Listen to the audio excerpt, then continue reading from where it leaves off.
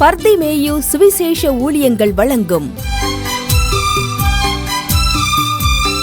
நற்செய்தி நேரம். தேவ செய்தி பாஸ்டர் ஆர். அகஸ்டின். இந்த நாளில் உங்களோடு பேசி வருகிறேன். கிரியையுள்ள விசுவாசம் ஒவ்வொருத்தரையும் கட்டாயம் ரட்சிக்கும். உங்களுடைய வேதத்தை யாக்கோபு எழுதின பொதுவான நிருபத்தில் 2ஆம் அதிகாரத்தில் முதல் வசனத்திலேருந்து கொஞ்சம் திருப்பிக்கிறீங்களா? ஏன்னா இதுக்கு பின்னாடி ஒரு அம்மா இருக்கிறாங்க. ஆபிரகாமை சொல்லிட்டு ஆண்டவர் அப்படியே விட்டுறல, இன்னொரு பெண்ணையும் சொல்கிறார். அதையும் கூட பார்த்துருவோம். யாக்கோபு 2ஆம் அதிகாரம் எத்தனை வசனம்? 25ஆம் வசனமா? 25. அதை எல்லாரும் யாக்கோபு எழுதின பொதுவான நிருபம் 2ஆம் அதிகாரம் 25ஆம் வசனத்தை அப்படி எல்லாரும் திருப்பி எடுத்துக்கிறீங்களா? அப்படி எல்லாரும் திருப்பி தேடி எடுக்கிற வரைக்கும் பாடுமா? அல்லேலூயா.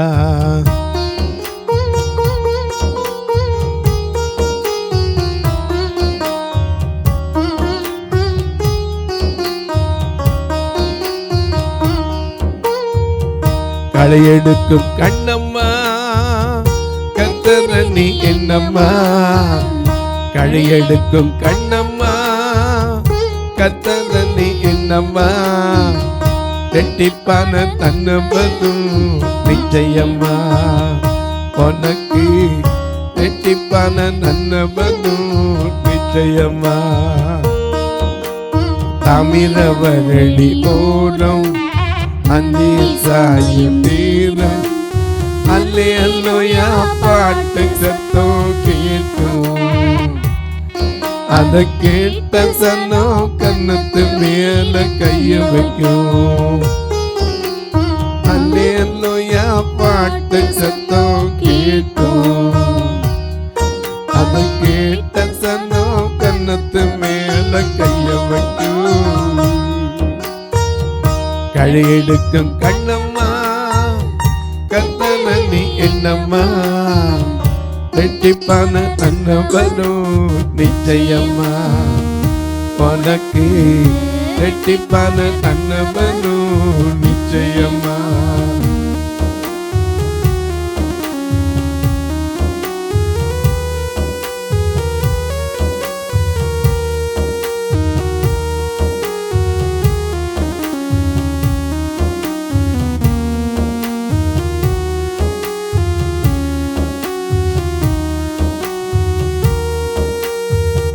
சாதிசனம் வெறுத்தாலும் நாதியத்து போனாலும், சாதிசனம் வெறுத்தாலும் நாதியத்து போனாலும், தசமாரி திருநாளும் இருந்ததெல்லாம் வெளுத்தாலும், மனசு அறிஞ்ச இயேசுராஜன் வருவாரே.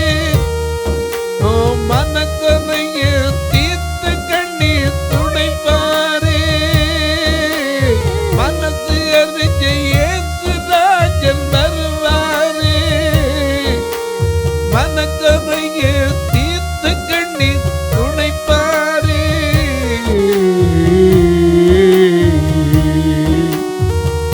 களையெடுக்கும் கண்ணம்மா கர்த்தர் நீ என்னம்மா, ரெட்டிப்பான நன்னபதும் நிச்சயம்மா, உனக்கு ரெட்டிப்பான நன்னபதும் நிச்சயம்மா.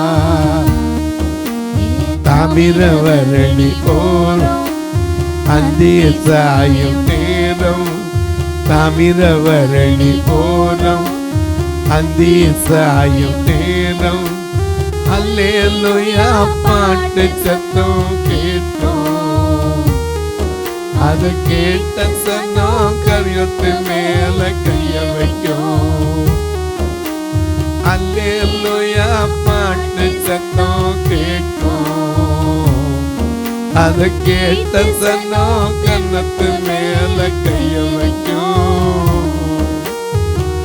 களையெடுக்கும் கண்ணம்மா கர்த்தர் நீ என்னம்மா, ரெட்டிப்பான தன்னபதும் நிச்சயம்மா. உனக்கு ரெட்டிப்பான நன்மைவரும் நிச்சயமா. எல்லாம் எடுத்திருப்பீங்க. யாக்கோபு 2:25. அந்தப்படி ராகாப் என்னும் வேசியும். நல்ல கவனிங்க. முதல்ல என்ன சொன்னார்? ஆபிரகாமை சொன்னார்.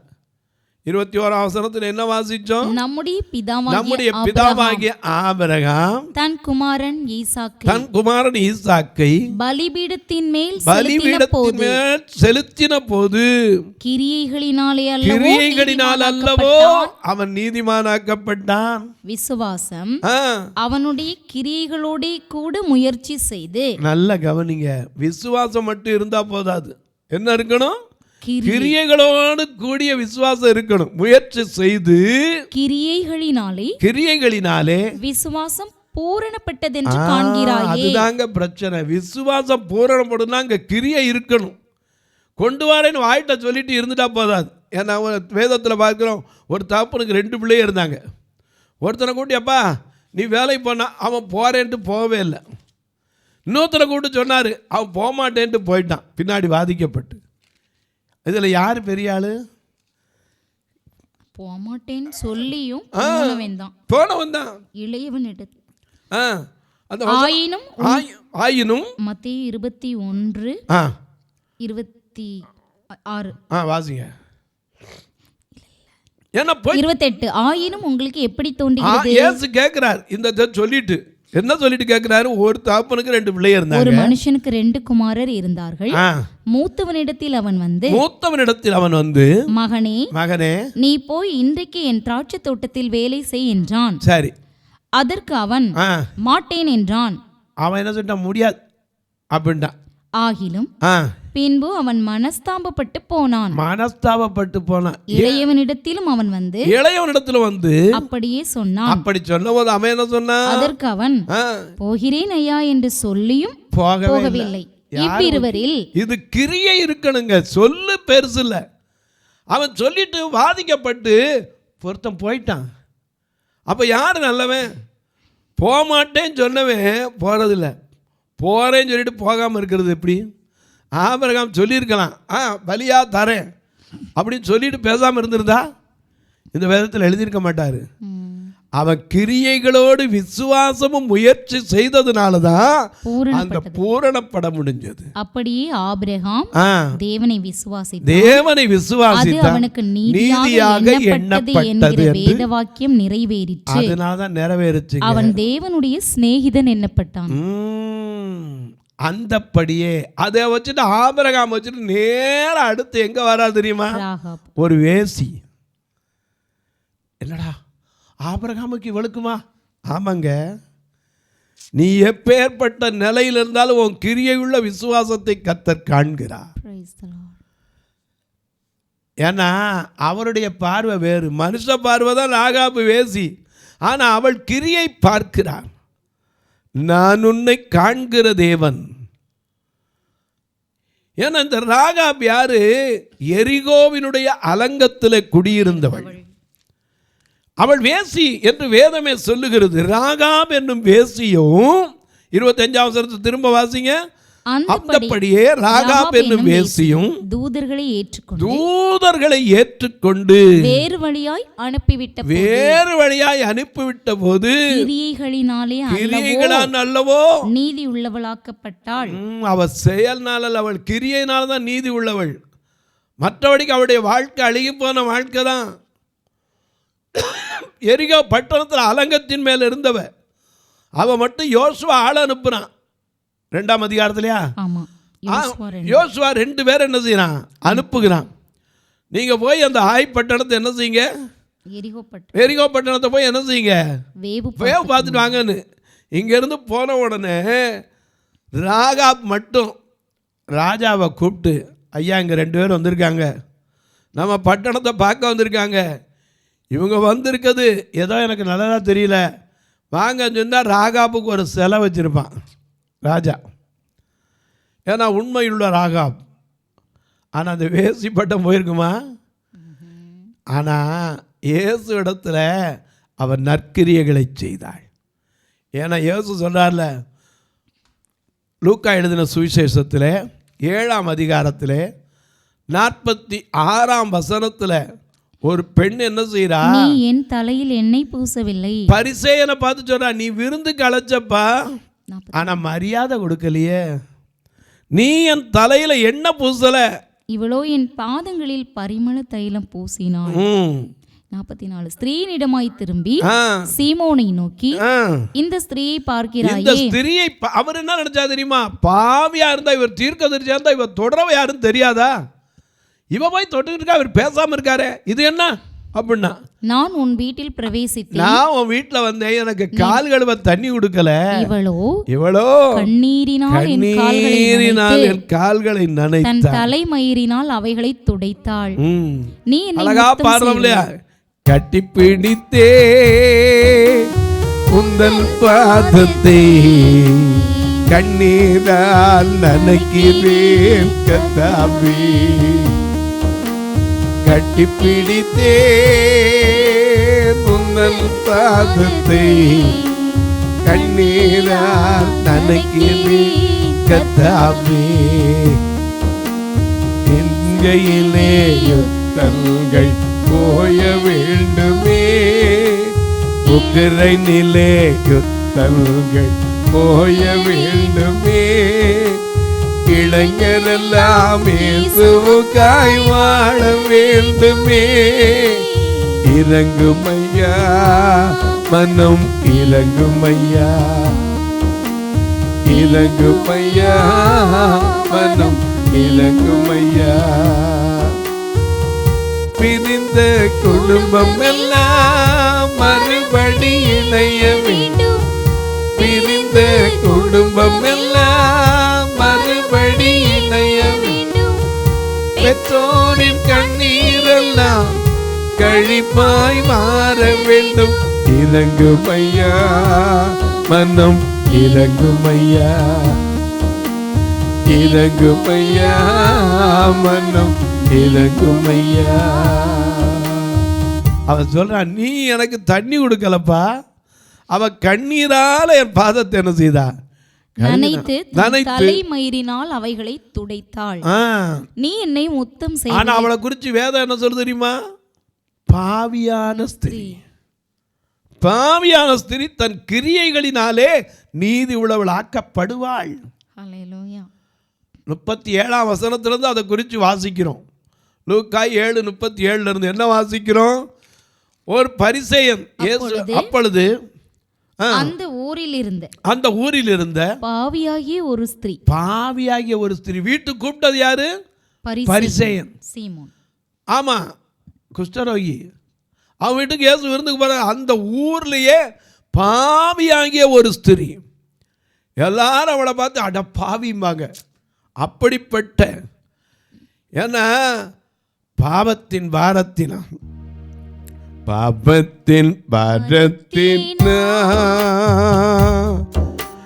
தவித்திடும் பாவி இல்லை. தெல் கிருபை பிரபாகத்தா தேற்றிடும் இயேசு நாதா. பாவி மரியாளையோ நன்றி கேட்ட பேதுருவையோ. பாவி மரியாளையோ நன்றி கேட்ட பேதுருவையோ. அருள் செய்த ஆண்டவனே கிருபைக்கோ என்னையனே.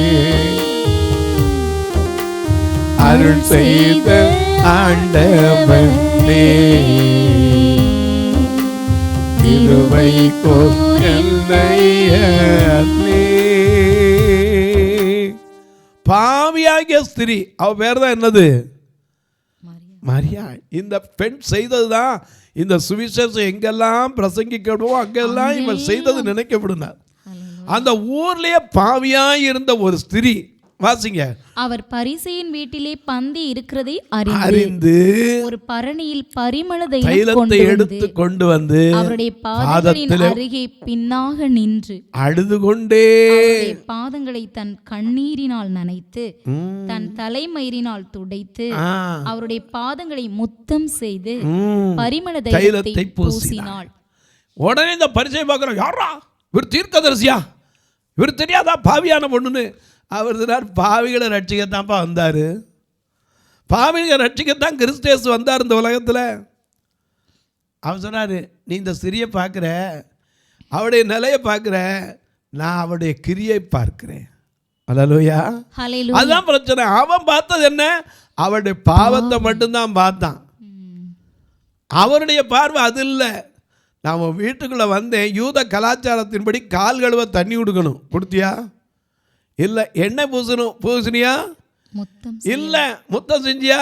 இல்லை. இவளோ கண்ணீருக்கு பதிலாக கண்ணீரை கொண்டு என் பாதத்தை கழுவுனா, நீ என்னை முத்தம் செய்யவில்லை, இவளோ நான் உட்பிரவேசித்தது முதல் என் பாதங்களை ஓயாமல் முத்தம் செய்தாள். நீ என் தலையில் எண்ணெய் பூசவில்லை, இவளோ என் பாதங்களில் பரிமளத்தை பூசினாள். ஆதலால் நான் உனக்கு சொல்லுகிறேன், இவள் செய்த அநேக பாவங்கள் மன்னிக்கப்பட்டது. அல்லேலூயா. கிரியைகளால பாவங்கள் மன்னிக்கப்படும்.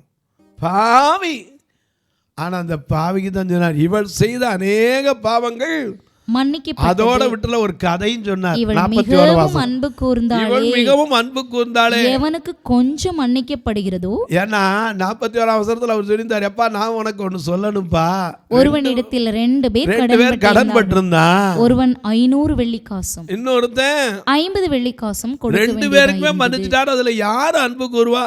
அதிகமா மன்னிக்கப்பட்டவன் அவனை நல்லா நிதானிச்சு சொன்னப்பா, இவள் என்னிடத்திலே மிகவும் அன்பு கூர்ந்தாளே.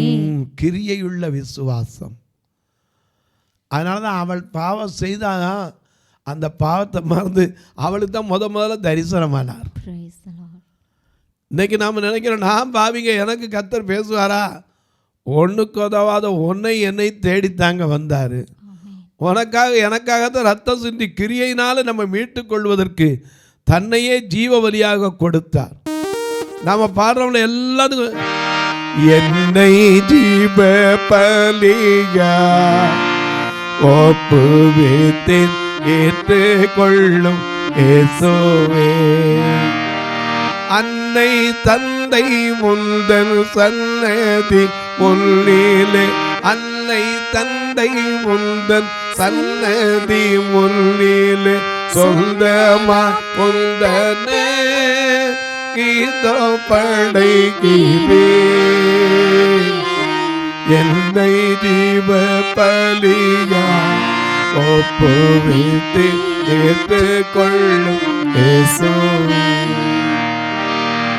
அந்தகாரத்தில் நின்றும் பாவத்தை அடிமைத்தன நின்றோ, சொந்த ரத்த கிரையத்தால் என்னை மீட்ட சொன்ன வாக்கு தத்தத்தை அல்லாது இப்போது என்னை ஜீவ பலியா ஒப்புவித்து ஏற்றுக்கொள்ளும்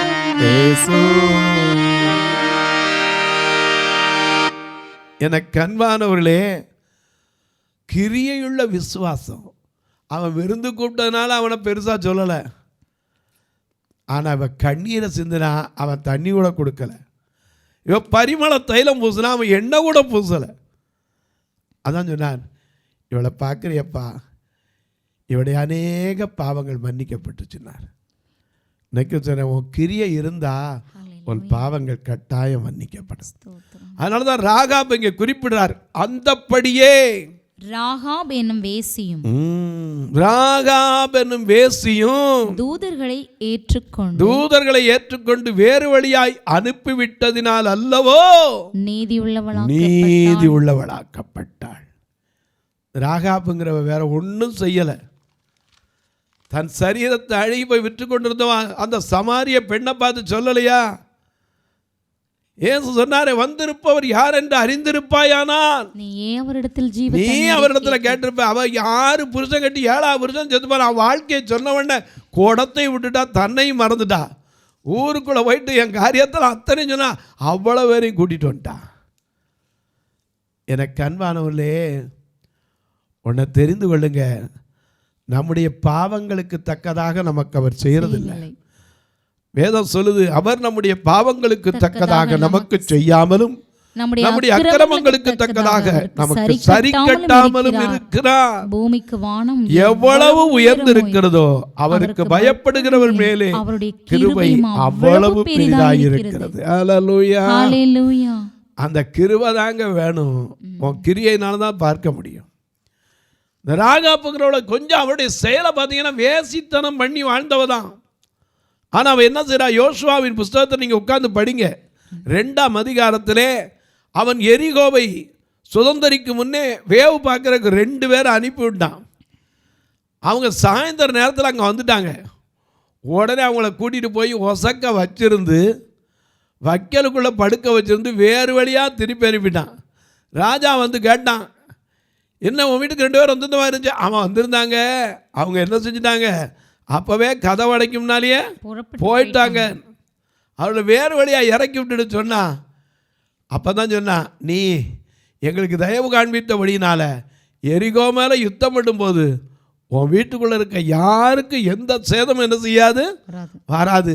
நீ ஒரு அடையாளத்தை மட்டும் கட்டி வை. அது என்னது? சிகப்பு நூல். இன்னைக்கு அதனால தான் போலீஸ் சிகப்பில் பெயிண்ட் இருக்கு. அடையாளத்தை கட்டி பாதுகாக்கிற இடம். ஏதாவது ஒரு தப்புன்னா எங்கே போய் நிற்கிறோம்? நேராக ஸ்டேஷனில் போய் சரண்டர் ஆகிடுறீங்களே. ஒரு தப்புன்ட்டோம், ஒரு தெரியாமல் ஒரு இதில் இடிச்சிட்டோம், உடனே போய் சரண்டர் ஆகிட்டான்னா அவனுக்கு என்ன கிடையாது? ஆபத்து கிடையாது. எந்த தண்ணியும் அதுக்கப்புறம் தான் விசாரணைக்குது. சரண்டராகவும் ஒன்றா தான் பிரச்சனை. சரண்டர் ஆகிட்டா ஒன்றுமே கிடையாது. இந்த ராகாப் அனுப்பிவிட்டு வேறு வழியாக அனுப்பிவிட்டா. இதை பார்த்த ஆண்டவன் ராகாபையும் மறக்கலை. மத்தேயு எழுதின சுவிசேஷத்திலே 1ஆம் அதிகாரத்திலே இந்த ராகாபின் பெயரையும் குறித்து வைத்திருக்கிறார். வாசிங்க பார்க்கலாம். ஆபிரகாம் ஈசாக்கை பெற்றான் வரிசையை எழுதிட்டு வரார்ல முதல் வசனத்திலிருந்து.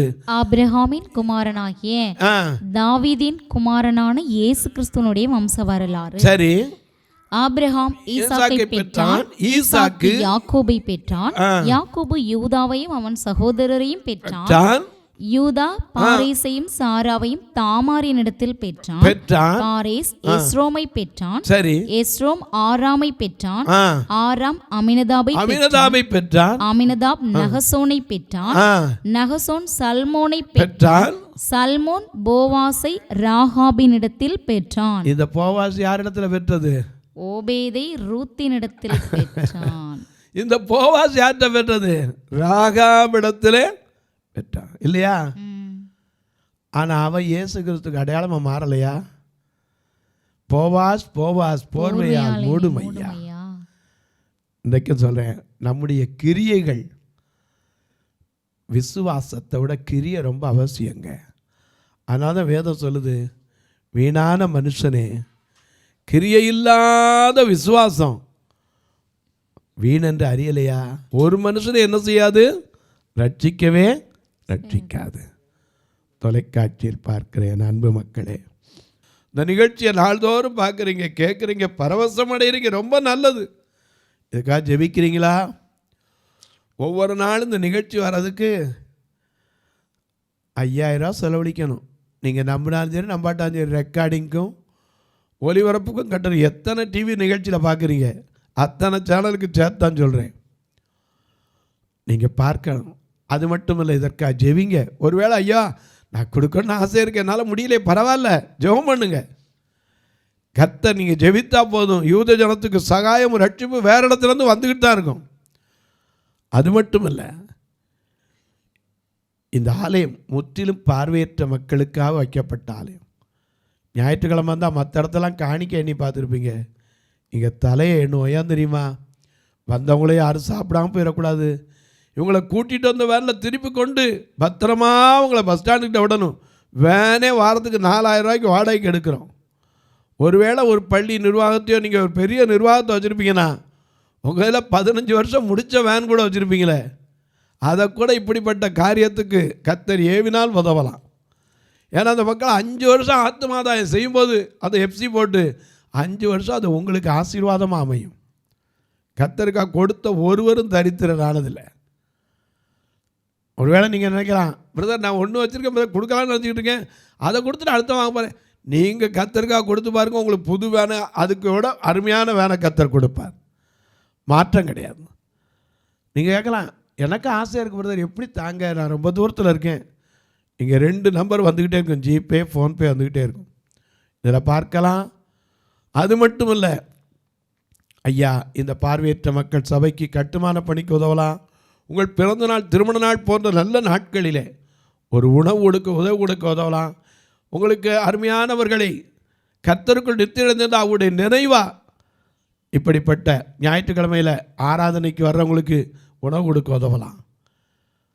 எனக்கு அன்பானுளே, ஒருவேளை நாங்கள் வந்து பார்க்கலாம் ஐயா, தாராளமாக வாங்க, வரும் முன்னாடி ஃபோன் பண்ணிடுங்க.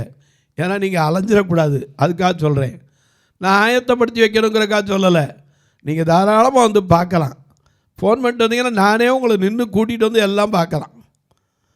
எனக்கு அன்பானுளே, ஒருவேளை ஐயா நான் சுவிசேஷ படிக்காக கொடுக்கணும், ஒருவேளை எனக்கு பில்லு வைக்கிறதுக்கு காரியம் உண்டா, இதெல்லாம் என்கிட்ட கேட்டிங்கன்னா தாராளமாக உங்களுக்கு சொல்லுவேன், தொடர்புலாம்.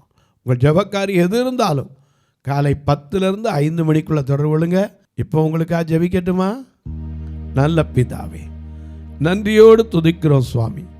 நல்ல நாளிலே கிரியையுள்ள விசுவாசம், கிரியை இல்லாத விசுவாசம், கிரியை இல்லாத விசுவாசம் ஒரு மனுஷனையும் ரட்சிக்காது.